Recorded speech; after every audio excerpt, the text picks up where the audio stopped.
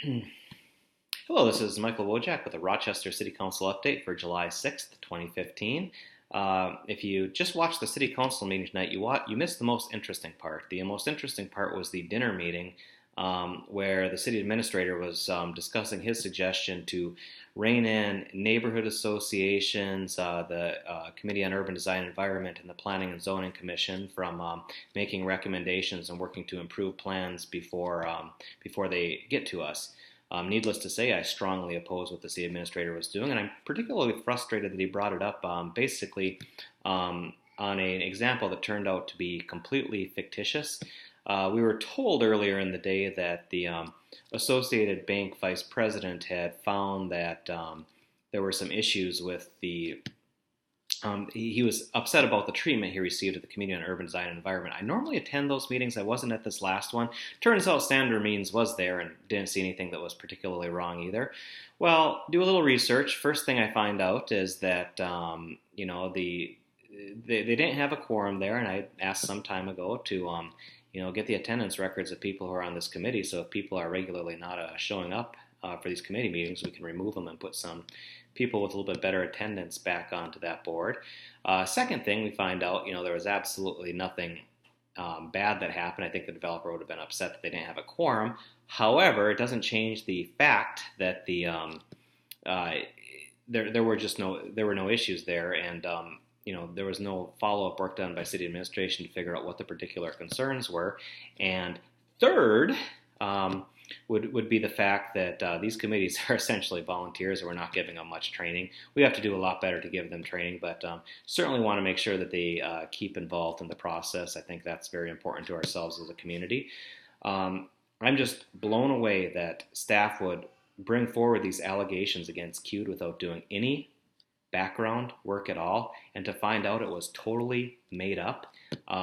It's just frustrating. This is the kind of stuff that's been going on for far too long. I hear these complaints that CUDE or the Planning and Zoning Commission or neighborhood associations are out of control. What that really means is the same people that the fact that the developers used to fill the entire Planning and Zoning Commission is no longer the case. We're actually getting some competent analysis being done. I have a great deal of respect for these volunteers, and I thought it was very, very disappointing and disrespectful to try and rein them in like this. It was, I will say at the meeting, in terms of Mark Bilderback, myself, Sandra Means, and Nick Campion all spoke very strongly in defense of the Planning and Zoning Commission and the neighborhood associations, as well as the Committee on Urban Design and Environment. The only person who really had anything negative to say about any of the commissions is Councilmember Hickey did say that he found one of the statements made by the Planning and Zoning Commission to be inappropriate. Nick Campion, who attended the same meeting, did not see it that way. But right now it kind of looks that in terms of what the city administrator was trying to do, it looks like you're about 4-1 right now. Councilmember Ruska is out of town, so he was not at the meeting, and President Staver didn't weigh in on it too much. But the fact that this all happened outside of the view of most of the public, it really bothers me. And this was complicating. That fact is we didn't even have a committee meeting today, so we could have used that committee meeting time to talk about these very issues. And just for staff to come in and drop a bomb that our CUDE committee is misbehaving, and then to find out that it's a total load of crap is just irresponsible. So again, I'm 100% supportive of CUDE, of the Planning and Zoning Commission, and of neighborhood associations. And I will go on record saying I want to make all three of them stronger, because good developers aren't having issues with these. It's some of the more mediocre ones that tend to struggle with these a little bit more.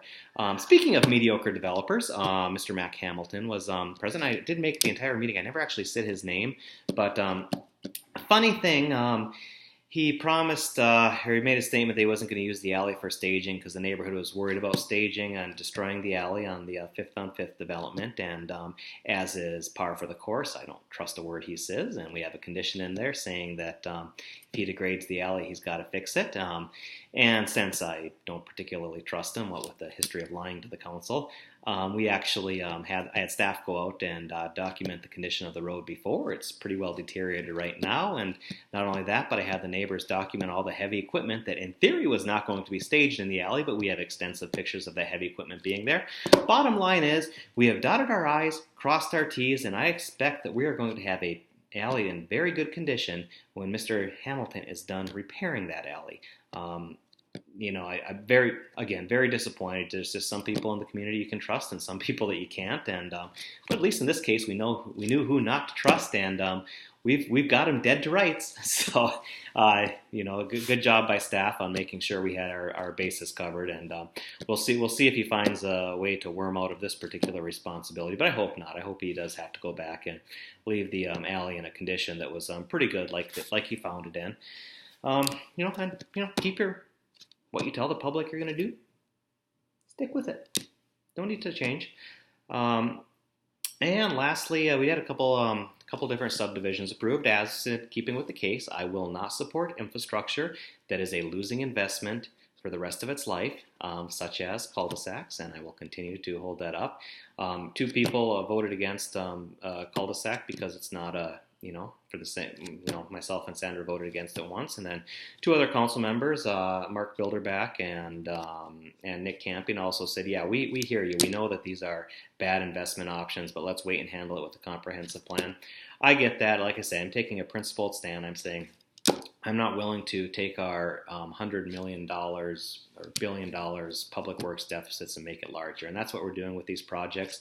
2 or 3 times now, Mr. Hickey's brought up that, well, you can't apply this to every single circumstance. Some places you just need the cul-de-sac. And my response is, absolutely, I get that. But let's make them private roads, because the beneficiaries of those are purely the people that live there, or the developers that are doing it, and I can never get a response. I will get a response out of him eventually on this. I'll pin him down on it, but the bottom line is there's no reason we should be subsidizing, the kind of development that's money losing forever.